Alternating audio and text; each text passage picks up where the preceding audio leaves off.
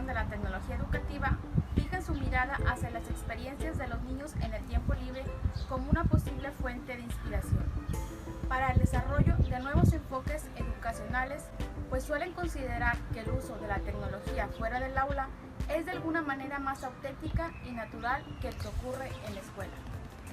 Para Papert, en 1996, ensalza el valor de lo que le llama aprendizaje hogareño, que se caracteriza por ser autodirigido, espontáneo y motivador, características que el aprendizaje escolar carece. Debido a esto, el debate sobre los videojuegos y su aplicación como medio educativo ha propiciado el uso cotidiano de videojuegos o de Internet por parte de los niños, el cual otorga procesos de aprendizaje informal. Los niños aprenden a usar estos medios a través del ensayo, el error y la exploración, asimismo como la experimentación y el juego y la colaboración. Jugar amplía operaciones cognitivas como recordar, predecir, planificar, crear estrategias. El aprendizaje se lleva a cabo sin que haya una enseñanza explícita. Al aprender con estos medios, los niños aprenden a aprender, a desarrollar su aprendizaje autónomo y sobre todo nuevas habilidades y destrezas.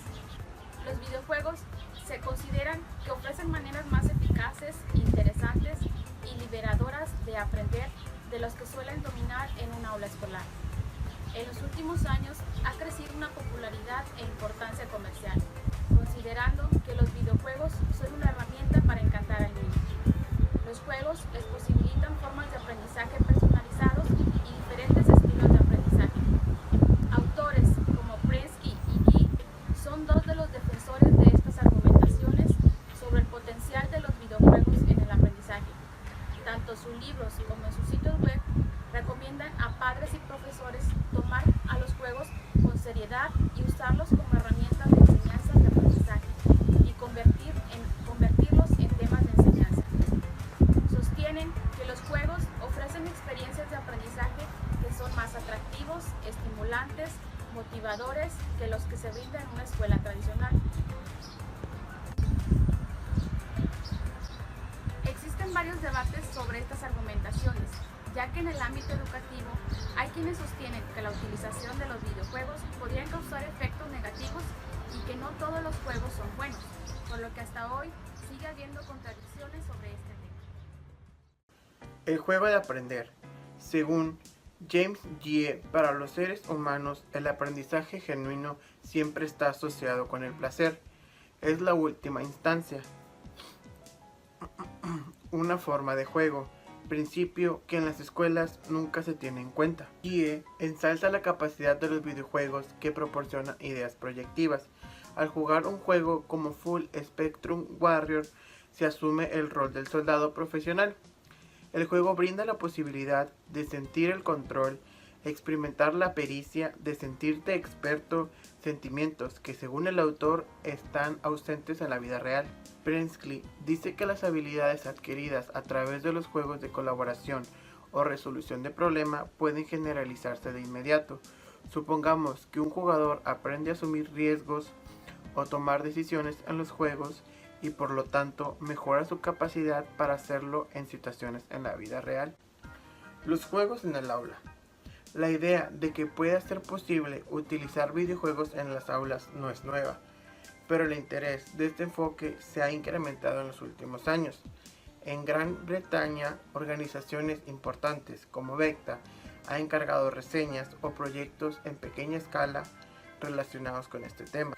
Los juegos educativos se consideran en general un área no rentable y nada atractiva, pero sobre todo estos juegos se venden básicamente a profesores y maestros con el argumento de que sirven para áreas determinadas del currículum o para exámenes.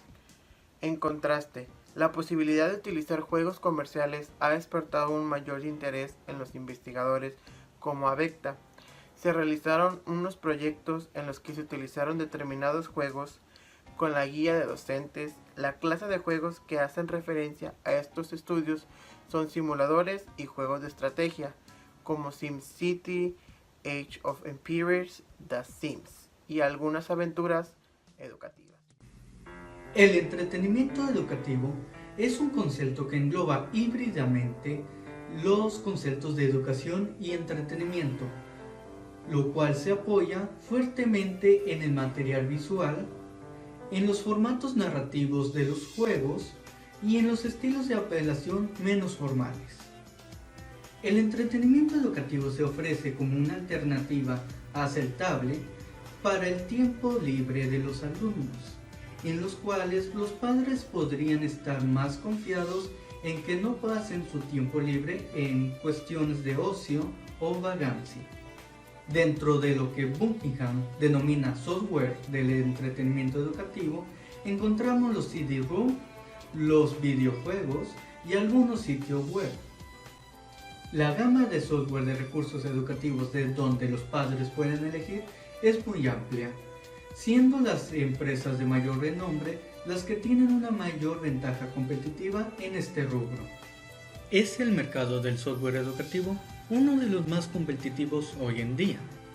Por ejemplo, el mercado del CD-ROM, el cual tuvo un gran auge en la década de los 90, pero que sin embargo actualmente está relegado a ser un acompañante de otros recursos educativos, por ejemplo libros que ofrecen estos CDs como complemento. Otro ejemplo de la gran competencia que existe en el mercado del software educativo es que algunas computadoras ofrecían la enciclopedia en carta dentro de sus programas instalados, para que así los padres de familia consideraran que era mejor comprar una computadora que poseyera ese programa a una que no lo tuviera. Pero, sin embargo, donde se ve más fuerte esta competencia es en el mercado online, en donde ciertas empresas han optado por ofrecer sus servicios gratuitamente, en donde su mayor fuente de ingresos es la publicidad, mientras que otras ofrecen sus servicios en forma de suscripciones, en donde el usuario tiene que pagar mes a mes una suscripción para poder acceder a ese material. Un ejemplo del primer caso es Duolingo, una plataforma que te permite aprender el idioma inglés, pero que sin embargo en su página podemos encontrar publicidad, mientras que en el segundo caso podemos encontrar la plataforma virtual Udemy, la cual ofrece cursos en línea, pero que sin embargo tienen un costo. Ahora bien, uno de los grandes problemas que tiene que enfrentar el software educativo es la interactividad, en donde el usuario suele ver en este tipo de software una interfaz demasiado difícil de utilizar. Y en las interfaces que supuestamente son más intuitivas, suelen dejar mucho a la imaginación, siendo muy difícil el utilizarlas. Un ejemplo de esto es el videojuego educativo, el cual suele seguir una estructura lineal en el que se basa básicamente en evaluar las habilidades que supuestamente el alumno ya posee, pero sin embargo no es el videojuego el que potencia el aprendizaje de estas habilidades. En su contraparte, el videojuego comercial tiene la capacidad de transmitir ideas o sentimientos a partir de su narrativa, lo cual suele ser desaprovechado por el videojuego educativo.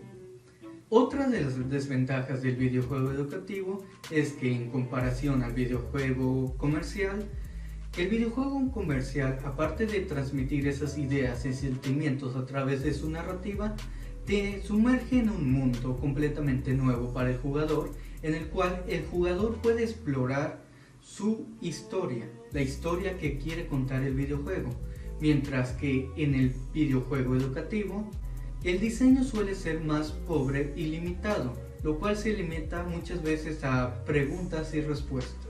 Sin embargo, no todos los videojuegos educativos suelen ser malos. Por ejemplo, encontramos algunos tipos de videojuegos de exploración, los cuales invitan al usuario a investigar y a recopilar información dentro de un escenario, en el cual podemos ver una mayor retroalimentación que el tipo de videojuego común que se suele ver en el ámbito educativo. Pero quizás el videojuego que ofrece una mayor interactividad con el usuario es el del tipo de simulación, el cual permite al usuario comprobar en base a ensayo y error, qué consecuencias tienen sus decisiones en un escenario dado. Un ejemplo de esto es el videojuego Sim Town, el cual nos lleva a construir una ciudad desde cero y ver qué problemas conlleva el que esta ciudad crezca desmedidamente. Entre los problemas que podemos enfrentar en estas ciudades está el de la contaminación, sobrepoblación o crecimiento desmedido. Sin embargo, a pesar del avance que tiene el videojuego educativo, el videojuego comercial suele ofrecer una experiencia mayor y más placentera al jugador que el videojuego educativo. Y esto no se debe al tipo de gráficos o al mayor costo de producción que conlleva un videojuego comercial, sino a la experiencia de juego que ofrecen estos videojuegos. Aprender y jugar online. Comienzo con la pregunta: ¿en qué medida se aplican estas críticas a los recursos online como sitios web educativos orientados específicamente al mercado hogareño? Un análisis de 2 sitios de esas características, Buckingham y Scalon 2004, pone de manifiesto algunas limitaciones en cuanto a los tipos de materiales que se ofrecen en la actualidad. Se exploraron 2 sitios de Gran Bretaña dirigidos a los niños de escuela primaria. El primero es Grid Club, el sitio oficial del Ministerio de Educación británico. El segundo es Spark Island, un sitio más pequeño producido por Spark Learning y patrocinado por la campaña de electricidad London Electricity.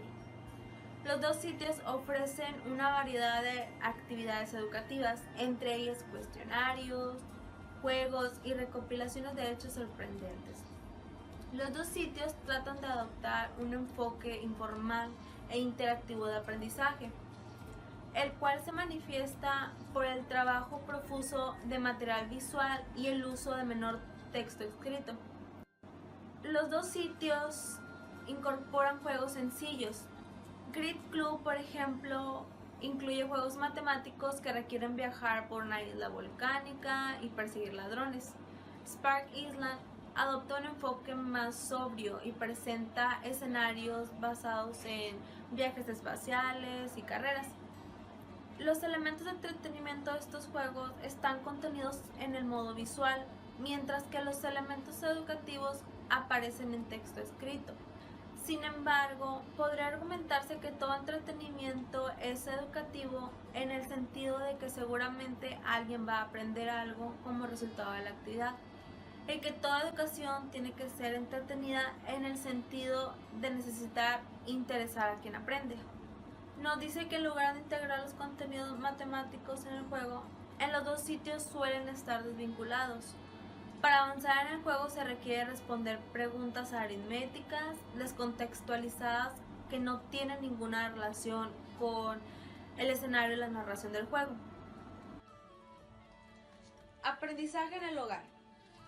De acuerdo a investigaciones, se muestra que aunque muchos padres compran computadoras como un apoyo para la educación de sus hijos, el uso predominante de los equipos es con fines no educativos.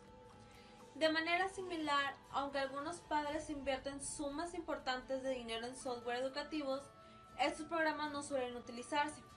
A pesar de que los niños usan las computadoras para cumplir con tareas para el hogar específicas, el uso espontáneo de software educativo sigue siendo muy limitado.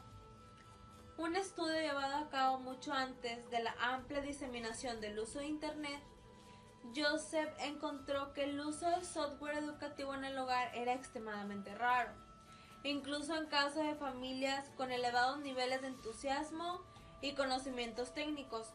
Pocos padres disponían del tiempo o los conocimientos para acompañar el uso de esos materiales por parte de sus hijos. Y las madres en particular eran las menos entusiastas respecto de las computadoras en general. Aunque habitualmente desempeñaban un papel más activo que los padres. De acuerdo a resultados generales de Jack Quinta, se observó que aunque los niños sin duda eran conscientes del potencial de la tecnología, rara vez se encontraba en condiciones de sacarle provecho. También había razones sociales que explican por qué la tecnología no se está explotando en todo su potencial. Muy pocos padres contaban con los conocimientos necesarios para ayudar a sus hijos a utilizar la computadora de una mejor manera. Los niños de familia de clase media, cuyos padres o parientes frecuentemente tenían más conocimientos tecnológicos, contaban con ciertas ventajas. De acuerdo a estudios, nos dicen que los padres mencionaban la educación como una de las razones por las cuales compraban una computadora, pero decían que si la utilizaban de la manera correcta en la que ellos habían pensado. Algunos padres comentaron que sus hijos solamente querían utilizar las computadoras para jugar, mientras que otros manifestaron su preocupación porque sus hijos parecían estar abandonando los libros. Nos menciona 3 tipos de compradores de computadora: los entusiastas, los resistentes y los seguidores.